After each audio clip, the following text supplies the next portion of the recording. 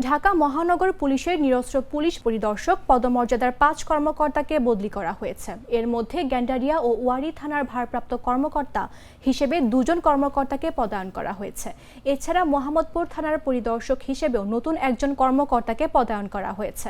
রোববার DMP commissioner Sheikh Mohammad Sajjad আলীর সই করা এক অফিস আদেশে এ বদলি করা হয়। আদেশে গেন্ডারিয়া থানার ওসি আবু শাহেদ খানকে গোয়েন্দা বিভাগে বদলি করা হয়েছে।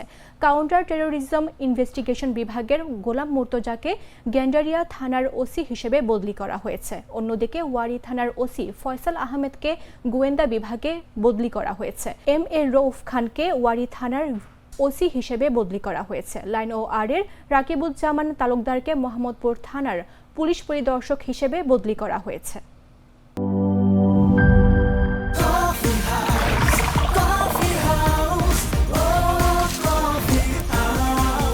কফি হাউস, প্রতি চুমুকে আড্ডা জমে।